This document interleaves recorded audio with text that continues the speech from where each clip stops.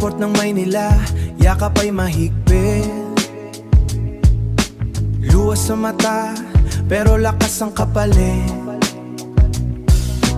Babalik ako, pangakong bitbit, kahit ang puso ko ay pilit na napipikit. Lumipad palayo, iniwan ang tahanan.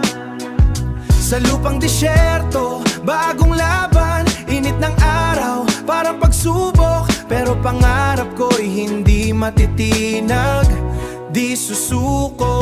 Sa disyerto ng pangarap, ako ay lumalaban para sa pamilya kong naiwan sa tahanan. Bawat pawis ko'y parang ulan ng pag-asa na bubuhay sa pangarap nila. Sa disyerto ng pangarap, di ako nag-iisa. Pag-ibig nila ang lakas ko't sandata. Kahit gaano kahirap, kahit malayo para sa pamilya, kakain ko ito, oo, kaya araw-araw kayod sa gitna ng init, trabaho kayod sa gitna ng init. Trabaho'y mabigat, pahinga'y saglit. Minsan tahimik, minsan malungkot, pero iniisip ko may dahilan ng pagod. Pero iniisip ko may dahilan ng pagod. Kwarto ay maliit, pangarap ay malaki. Larawan nila ang katabi gabi-gabi, larawan nila ang katabi gabi-gabi. Miss na kita, bulong sa hangin, sana marinig nila kahit ako'y malayo rin. Sa disyerto ng pangarap, ako ay lumalaban para sa pamilya kong naiwan sa tahanan. Bawat pawis ko'y parang ulan ng pag-asa na bubuhay sa pangarap nila.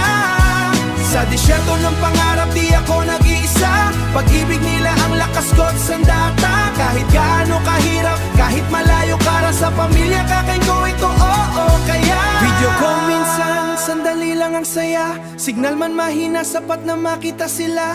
Ngiti ng anak, lakas ng puso.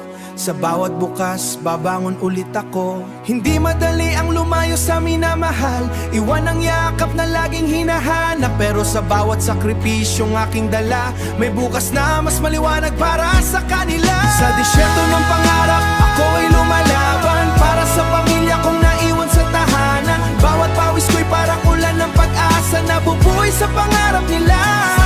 Sa disyerto ng pangarap, di ako nag-iisa. Pag-ibig nila ang lakas ko't sandata. Kahit gaano kahirap, kahit malayo para sa pamilya, kakain ko ito, oo, kaya sa disyerto ng pangarap, uuwi rin ako. Bitbit ang tagumpay na pinaghirapan ko. At sa puso ko, iisa lang ang sigaw para sa pamilya, lahat ay ibibigay ko.